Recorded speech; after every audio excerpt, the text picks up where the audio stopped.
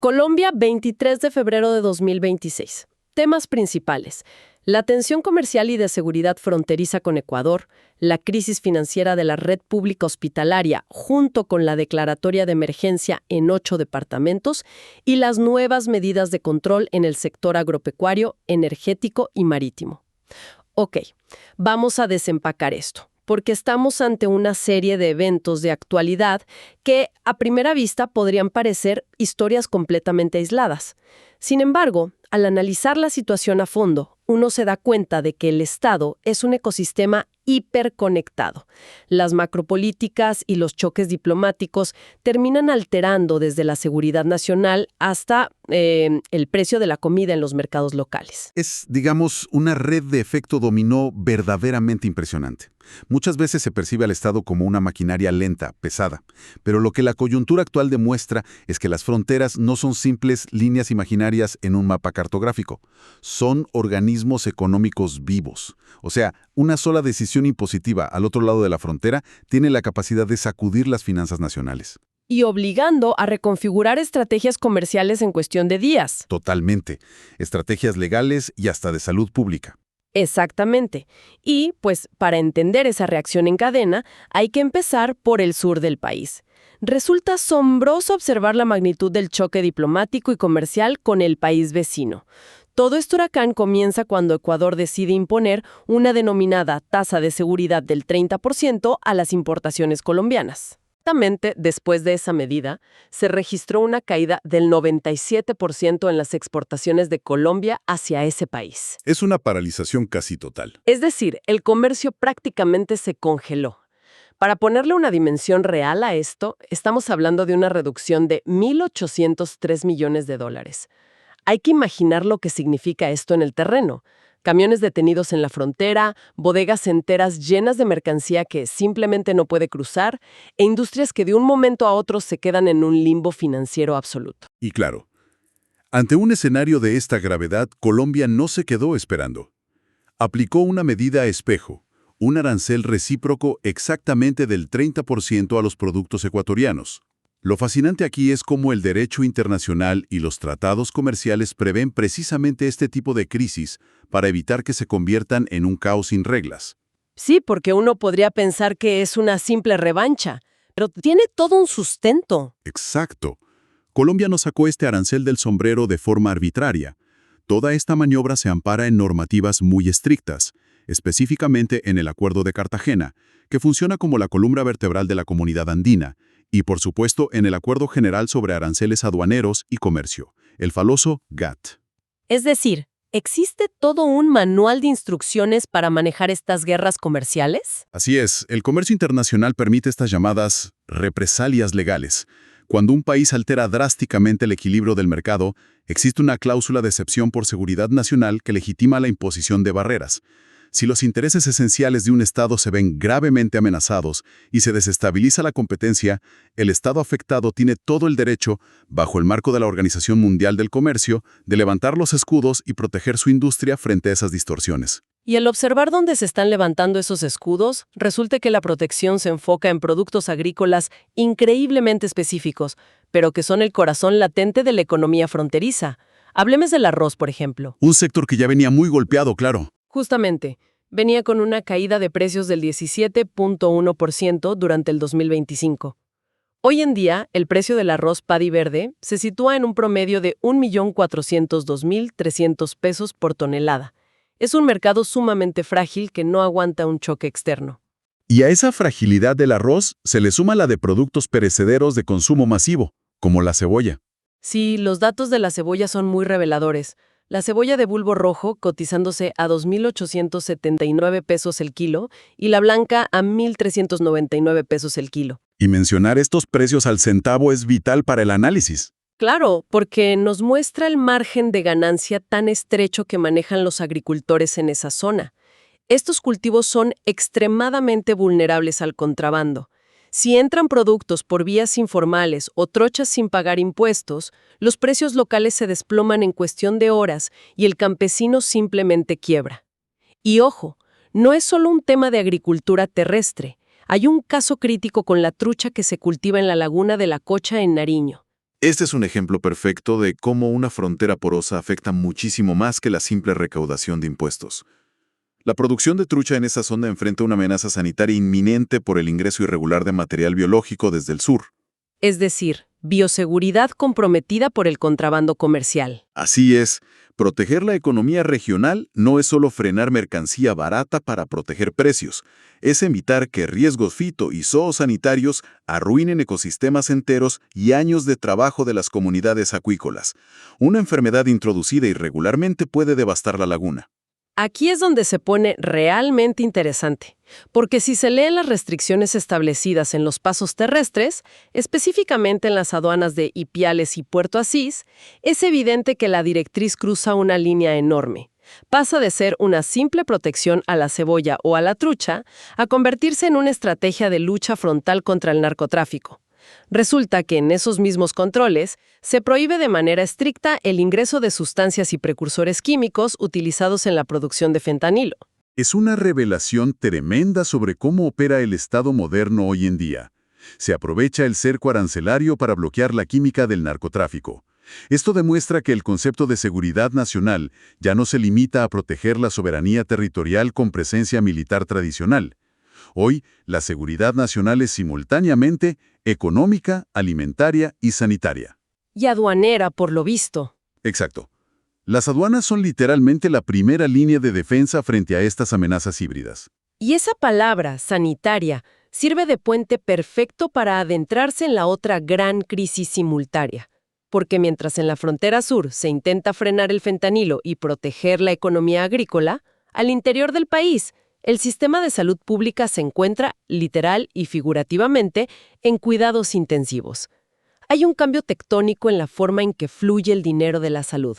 Se ha ordenado la aplicación obligatoria de un mecanismo conocido como el giro directo. Para quienes no están inmersos en el día a día de las finanzas médicas, es crucial explicar qué significa esto en la práctica y por qué es una medida tan urgente.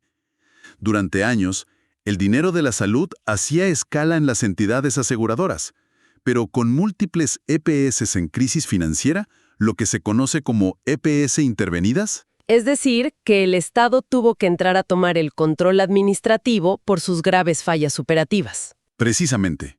En esas entidades, el dinero se quedaba atascado en el medio. Los hospitales prestaban el servicio de salud a los pacientes, pero no recibían el pago a tiempo por parte de la EPS. Creando un embudo financiero insostenible en toda la red. Totalmente insostenible.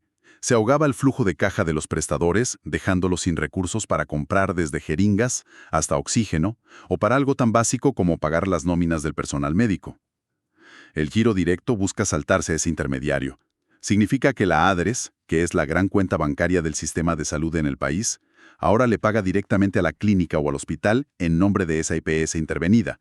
Es una medida desesperada para inyectar oxígeno financiero rápido al sistema. Y las cifras que se están moviendo en este rediseño son astronómicas. El consolidado de este giro directo alcanza los 68.6 billones de pesos. Es una cantidad de dinero monumental. Pero el diablo está en los detalles de cómo se reparte esa inmensa torta. Al desglosarlo, se observa que el 67.7% se destina a prestadores privados, es decir, más de 2/3 partes del dinero van directo a clínicas privadas. Luego, el 23.2% va a la red pública, un 8.1% a los proveedores de tecnologías y medicamentos y apenas un 0.9% a instituciones mixtas. Son billones de pesos fluyendo cada mes, pero esa distribución genera un problema enorme. Un problema que ha encendido todas las alarmas en las entidades de control. A pesar de esa inyección masiva de más de 68 billones, la Contraloría ha emitido una advertencia muy severa sobre el riesgo inminente de cierre de servicios. ¿Por qué ocurre esto?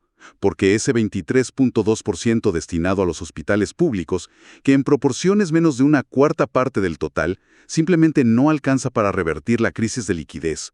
Especialmente en la periferia. Exacto. Hay hospitales públicos en las regiones más apartadas que dependen casi exclusivamente de este flujo de caja para sobrevivir. No tienen otras fuentes de ingresos sustanciales. Y si ese dinero no llega de forma continua y suficiente, la atención médica colapsa y quienes sufren directamente son las poblaciones más vulnerables, aquellas que no tienen ningún acceso a la red privada de salud. Derecho fundamental a la salud, y la complejidad de esta situación se multiplica de forma alarmante cuando este estrés financiero choca de frente con emergencias climáticas reales. Que es justamente lo que acaba de suceder. Y no se puede ignorar. Todo este panorama hospitalario no está ocurriendo en un vacío institucional.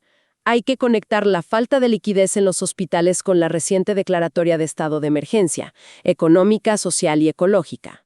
Se emitió el 11 de febrero para 8 departamentos críticos. Estamos hablando de Córdoba, Antioquia, La Guajira, Sucre, Bolívar, Cesar, Magdalena y Chocó. Es una medida excepcional, diseñada para durar 30 días, cuyo propósito es enfrentar una crisis que ataca por varios frentes al mismo tiempo. Es el ejemplo perfecto de cómo las crisis se superponen y asfixian la capacidad de respuesta del sistema. Claro, porque al problema estructural de dinero se le sumó el factor del clima. El ingreso recurrente de frentes fríos extremos ha causado estragos en todas estas regiones, exacerbando drásticamente las infecciones respiratorias en la población. Hay que pensar en la situación de un hospital público en el Chocó o en La Guajira, que ya venía operando sin flujo de caja, recibiendo de golpe a cientos de pacientes con complicaciones pulmonares graves por una ola de frío inusual. La presión sobre el cuerpo médico y sobre los inventarios de farmacia se vuelve absolutamente insostenible. Por eso, en el estricto marco de esta emergencia, se emitió una orden perentoria, una instrucción de cumplimiento obligatorio para los gestores farmacéuticos. Tienen que priorizar de manera absoluta e inmediata la entrega de medicamentos a las poblaciones vulnerables. Y estamos hablando de una logística contrarreloj. Priorizar a niños, mujeres gestantes, adultos mayores y personas con enfermedades huérfanas o discapacidades. La directriz es tan estricta que exige la dispensación domiciliaria de los medicamentos si las condiciones territoriales o climáticas impiden que el paciente llegue físicamente a la farmacia. Obligar a una entrega a domicilio en medio de vías inundadas, derrumbes o frentes fríos severos demuestra la delgada línea sobre la que opera la infraestructura del país. Requiere unas cadenas de suministro logístico que no solo sean eficientes, sino extraordinariamente resilientes. Básicamente, se trata de evitar una catástrofe humanitaria gestionando la crisis financiera y la crisis climática en tiempo real, de forma simultánea. Y esa necesidad imperiosa de resiliencia en la infraestructura lleva directo a otro punto crítico del análisis, porque ni los hospitales pueden operar sus equipos, ni las vacunas pueden refrigerarse sin un suministro eléctrico confiable. Y resulta fascinante observar cómo, en medio de todas estas emergencias de salud y clima, el Estado sigue moviendo engranajes millonarios en otros frentes estratégicos. Regresando por un momento al departamento de Nariño, el mismo que sufre por el bloqueo de la frontera y la amenaza biológica a las truchas, allí el Ministerio de Hacienda acaba de autorizar una movida financiera gigantesca para sedenar las centrales eléctricas de Nariño. Sí, se autorizó la celebración de un contrato de crédito interno muy robusto, un empréstito por 18.500 millones de pesos con el Banco BBVA. Es una inyección de capital enorme para una empresa de servicios públicos regionales. Y las condiciones del crédito reflejan una clara apuesta a largo plazo. Tienen un plazo de 10 años con 2 años de gracia para empezar a pagar el capital. La tasa de interés está basada en el IBR más 1.81%.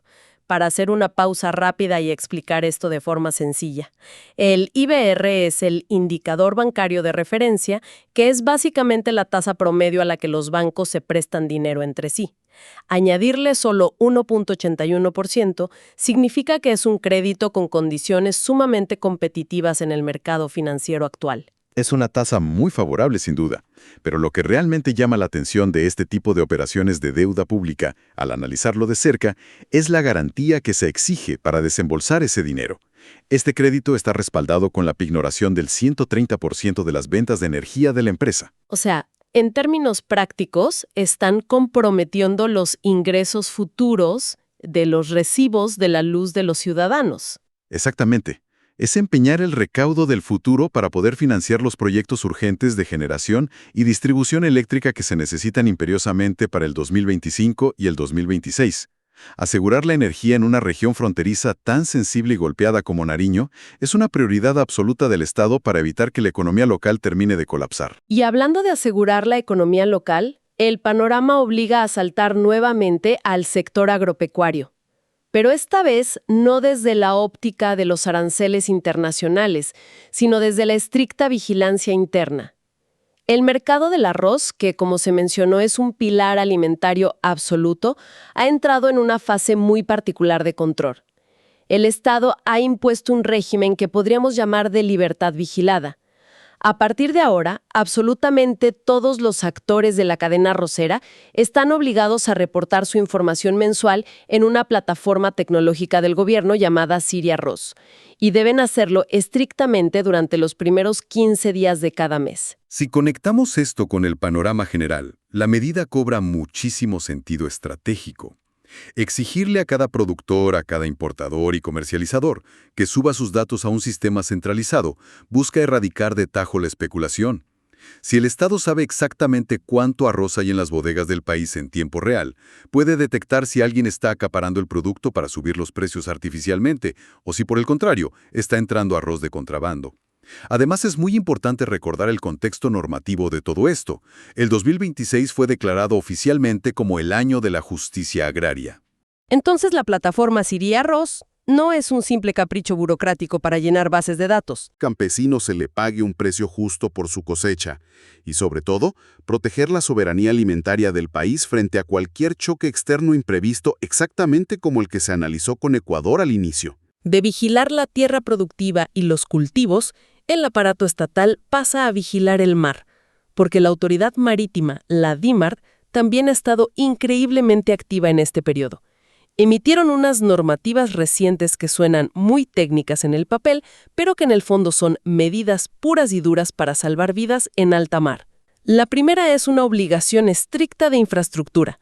Todos los buques deben contar con casetas protectoras especiales para salvaguardar a los llamados pilotos prácticos. Para dimensionar esto adecuadamente, el practicaje es una de las profesiones más peligrosas e intensas del mundo marítimo. Un piloto práctico es el experto local que debe acercarse en una lancha pequeña a un buque carguero gigante que está en movimiento, trepar por una escalera de cuerda en mar abierto y tomar el control físico para guiar esa nave de forma segura hasta el muelle del puerto.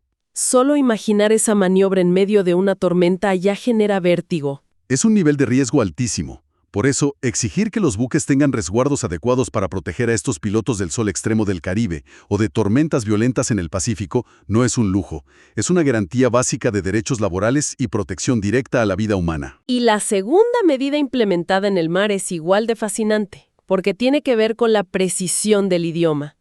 Durante estas complejas maniobras de practicaje, las comunicaciones de voz por radio entre los remolcadores, el piloto y las estaciones en tierra quedaron estrictamente restringidas.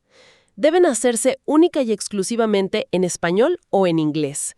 Pero la norma va más allá. No es cualquier inglés conversacional. Tienen que usar obligatoriamente las frases normalizadas de la OMI, la Organización Marítima Internacional. Es una regla vital para prevenir desastres a gran escala. Hay que imaginar el escenario.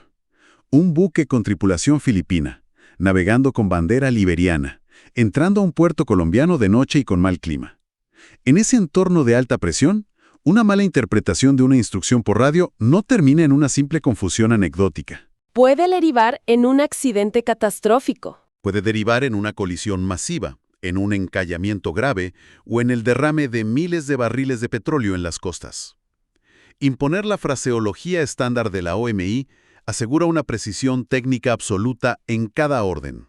Cero jergas, cero improvisación. Todos en la frecuencia entienden exactamente quién debe hacer qué y en qué segundo exacto debe hacerlo. Y después de repasar regulaciones marítimas de clase mundial y de ver billones de pesos fluyendo en el sistema de salud en medio de frentes fríos, resulta imposible no mencionar las curiosidades cotidianas que le dan un rostro profundamente humano y a veces peculiar a la inmensa burocracia estatal. Ese contraste constante entre lo macro y lo micro es genial para el análisis. Se puede tomar el caso del Instituto Geográfico Agustín Codazzi, el IGAC, que es la entidad encargada de los mapas y la geografía del país. Resulta que tienen suspendidos temporalmente todos los trámites catastrales en 3 municipios específicos de Boyacá: Sora, Santa Sofía y Tinjacá. Una parálisis temporal. Sí, pero que tiene una razón tecnológica monumental detrás. El instituto está migrando todas las bases de datos de esos municipios a un nuevo sistema de coordenadas llamado Origen Nacional. Y al analizar esto, ¿qué significa para el ciudadano de a pie? Por ejemplo, en Tinjacá. Significa que durante un par de semanas, si alguien quiere vender un lote, heredar una tierra o registrar un cambio en los lindenos de su finca, simplemente no puede hacerlo. El sistema está apagado por mantenimiento mayor. Pero el beneficio a largo plazo de esta pausa es inmenso. El Origen Nacional busca homogeneizar toda la cartografía del país para hacerla verdaderamente interoperable. Elimina los errores históricos de mapas antiguos donde las fincas literalmente se superponían en el papel por errores de cálculo.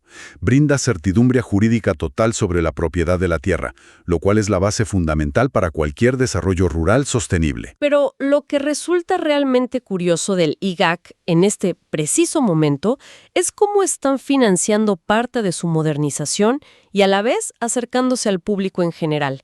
Acaban de actualizar su catálogo oficial de ventas y la oferta es, por decirlo menos, sumamente ecléctica.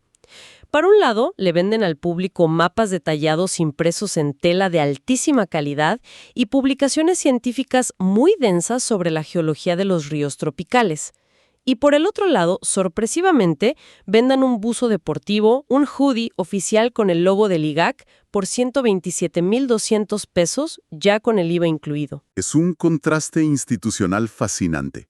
El mismo Estado que exige el uso de terminología estandarizada global en sus mares y que despliega medidas para bloquear los precursores de fentanilo en sus fronteras, está paralelamente diseñando y vendiendo ropa deportiva para cuadrar su presupuesto o mejorar su imagen institucional frente a los jóvenes. Demuestra las múltiples facetas prácticas de las instituciones públicas. Y mientras el IGAC vende hoodies y actualiza coordenadas, el aparato legal del Estado sigue su propio ritmo frenético. Si se observan los despachos notariales en ciudades clave como Barranca Bermeja, Bogotá, Bucaramanga y Cali, se nota una rotación constante de notarios.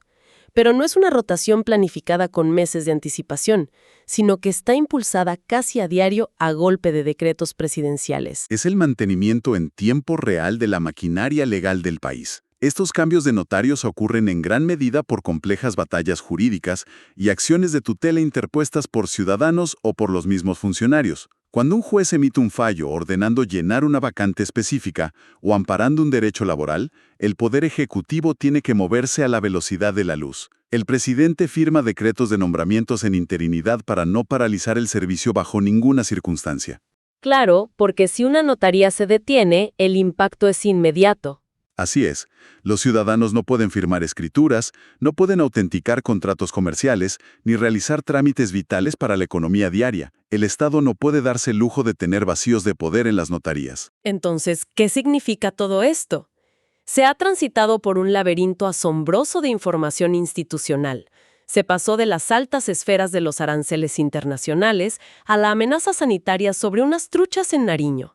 Se evidenciaron billones de pesos inyectándose desesperadamente en hospitales para enfrentar frentes fríos. Se descubrió cómo se pignoran los recibos de la luz para asegurar el futuro eléctrico de una región.